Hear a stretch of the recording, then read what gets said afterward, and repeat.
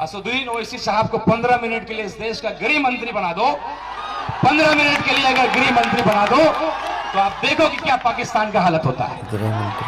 यानी उस सांसद को जवाब देने के लिए तैयार है जिसने कहा था कि ढाका मिनी पाकिस्तान है। हिंदुस्तान, हिंदुस्तान, हिंदुस्तान।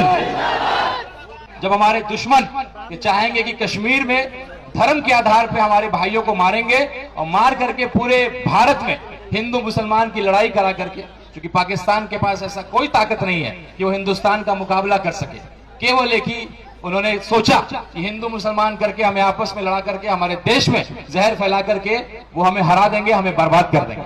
लेकिन हमारे सदर असदुद्दीन ओवैसी साहब जैसे नेता, हिंदू समाज के भी कई नेता, उन्होंने आकर के पहल किया और फिर से ये साबित किया कि एक एक मुसलमान इस देश का उतना ही भक्त है।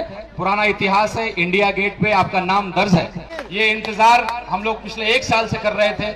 हम लोग के शेर, हम लोग के लिए गर्व का विषय, हमारी पार्टी हमारे देश के लिए एक मिसाल कायम करने वाले ऐसे हमारे सदर बैरिस्टर असदुद्दीन ओवैसी साहब का आगमन हुआ, जिसकी प्रतीक्षा हम लोग पिछले 1 साल से कर रहे थे।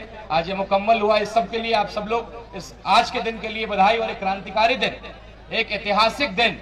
हर पार्टी के लोग, हर इलाके के लोग, बड़े बड़े नेताओं, चूंकि चुनाव भी सर पे है, ये चर्चा का विषय बना हुआ है कि ढाका में जो जलसा होने वाला है इसके बाद क्या होगा, इसके अगल बगल जो विधानसभा है उसका समीकरण क्या बनने जा रहा है, इसकी चर्चा हर चौक चौराहे पे हो रही है।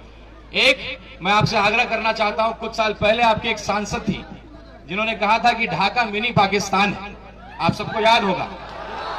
तो मैं ये चाहता हूं कि वो सांसद या उन सांसद के जो लोग हैं उन तक ये आवाज जाए, जितना एक एक हिंदू यहाँ का हिंदुस्तानी है, इस देश भक्ति का जो है एक मुजाहरा हम लोग पेश करें। मैं हिंदुस्तान कहूंगा, आप जिंदाबाद करेंगे। कोई भारत माता की जय कहता है, कोई हिंदुस्तान जिंदाबाद करता है, कोई अपने अंदाज में अपने देशभक्ति को अपने सामने पेश करता है। सबका अंदाज अलग है, लेकिन देशभक्ति वही है।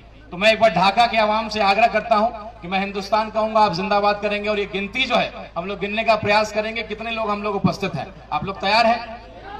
उस सांसद को जवाब देने के लिए तैयार है जिसने कहा था कि ढाका मिनी पाकिस्तान है। हिंदुस्तान, हिंदुस्तान, हिंदुस्तान। हमारे अपने भी मसले हैं। आज हम तिरंगा लेकर के आए हैं, 2 दिन पहले हम काला झंडा लेकर के आए थे। वक्फ बोर्ड को लेकर के जो बात, जो संविधान का उल्लंघन करते हुए फ्रीडम ऑफ रिलीजन और राइट ऑफ इक्वलिटी, जिसकी बात हमारे सदर कहते हैं, जो बैरिस्टर भी हैं, मुझे लगता है जितना अध्ययन वक्फ बोर्ड करके लेकर के किया है हमारे बैरिस्टर साहब ने, उतना किसी ने ही नहीं किया। तो काला झंडा भी हम दिखाएंगे। और जब वक्त आएगा, जब हमारे दुश्मन ये चाहेंगे कि कश्मीर में धर्म के आधार पे हमारे भाइयों को मारेंगे और मार करके पूरे भारत में हिंदू मुसलमान की लड़ाई करा करके, क्योंकि पाकिस्तान के पास ऐसा कोई ताकत नहीं है कि वो हिंदुस्तान का मुकाबला कर सके। केवल एक ही उन्होंने सोचा कि हिंदू मुसलमान करके हमें आपस में लड़ा करके हमारे देश में जहर फैला करके वो हमें हरा देंगे, हमें बर्बाद कर देंगे। लेकिन हमारे सदर असदुद्दीन ओवैसी साहब जैसे नेता, हिंदू समाज के भी कई नेता, उन्होंने आकर के पहल किया और फिर से ये साबित किया कि एक एक मुसलमान इस देश का उतना ही भक्त है। पुराना इतिहास है, इंडिया गेट पे आपका नाम दर्ज है। आपकी जनसंख्या तब भी कम थी, लेकिन जितना जनसंख्या आपके इंडिया गेट पे लिखा हुआ है, आपके शहीदों का नाम लिखा हुआ, दोबारा नौबत आएगा तो ढाका नहीं, पूरे देश का एक एक मुसलमान सीने पे गोली खाने के लिए तैयार है। तो आज जब देश की बात आएगी, बाहरी से लड़ने की बात आएगी, आतंकवाद से लड़ने की बात आएगी, तो हमारा पूरा देश याद रखेगा, एक रहेगा और मुकाबला करेगा। ये जो कार्यक्रम का नाम हम लोगों ने रखा, जिसका नाम हम लोगों ने रखा आतंकवाद के खिलाफ ओवैसी साहब का जिहाद। जिहाद शब्द एक उर्दू का बड़ा खूबसूरत शब्द है, जिसको हम अक्सर लोग गलत तरीके से इंटरप्रेट करते हैं। जिहाद का मतलब लफ्ज जिहाद, गलत तरीके की बात है। जिहाद का असली मतलब होता है किसी भी नाइंसाफी के खिलाफ लड़ना, संघर्ष करना, कुछ गलत हो रहा हो उसके खिलाफ संघर्ष करना, तो एक जिहाद है। जिस तरीके से हमारे सदर पाकिस्तान को जवाब दे रहे हैं, एक एक बात कह रहे हैं, वो हिंदुओं का भी गर्व से सीना फूल रहा है। वक्फ बोर्ड की बात आएगी, मैं एक हिंदू समाज का लड़का हूं। जब मैं अपने मंदिर में, मैं हिंदू होकर के जब मैं अपने मंदिर में किसी को कबूल नहीं करूंगा, किसी मुस्लिम भाई को, तो मैं कैसे अपने मुसलमान भाइयों के जमीन पे और वक्फ पे कहूंगा कि आप हिंदुओं को रखिए? ये बिल्कुल नाइंसाफी है। हम आपके साथ खड़े हैं उस मसले पे। एक एक हिंदू जो किसी पार्टी का सर्टिफाइड हिंदू नहीं है, एक सेकुलर हिंदू है, जिसने ये कसम लिया है कि भाई देश की एकता को बचा करके रखेंगे, किसी पार्टी के लिए अपना राजनीतिक रोटी सेकने के लिए हम उसके लिए इस्तेमाल नहीं होंगे। मैं चुनाव लड़ा लोकसभा का, आप सबका मुझे बहुत साथ मिला। मैं 20 दिनों में टिकट लेकर के आया। आपके सामने मैंने हमेशा इस बात को रखने का प्रयास किया। कई लोग इल्जाम लगाते हैं कि मेरे भाई भाजपा से आते हैं। मैं 20 दिनों में अपने आप को साबित नहीं कर पाया, शायद इसलिए चुनाव में अच्छा वोट होते हुए भी कहीं ना कहीं हमारे संगठन कमजोर था। सीमांचल के बाहर हम उतने मजबूत नहीं थे, तो थोड़ा सा संगठन और हमारे लोग बिखर गए। 20 दिनों में मैं समझा नहीं पाया, लेकिन पार्टी ने मेरे समर्पण को देखा, मेरे त्याग को देखा, मेरे संघर्ष को देखा। हमारे बिहार के सदर अख्तर उल ईमान साहब, जिनको हम लोग आदर्श मानते हैं, आज सिद्धांत विहीन राजनीति में एक ऐसा व्यक्ति आपके बीच बैठा है जिसको करोड़ों रुपए का ऑफर मिला, मंत्रालय का ऑफर मिला, लेकिन उस व्यक्ति ने ठोकर मार दिया मंत्रालय को और उस पद को।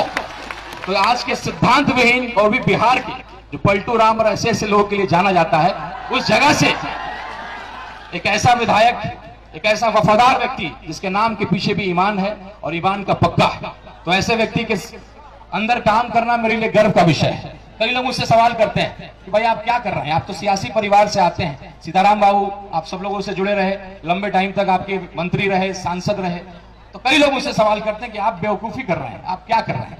तो मैं उनको यही जवाब देता हूं कि आप वक्त का इंतजार करिए। मैं सियासी परिवार से आता हूं, मैंने इस पार्टी की ताकत को देखा है।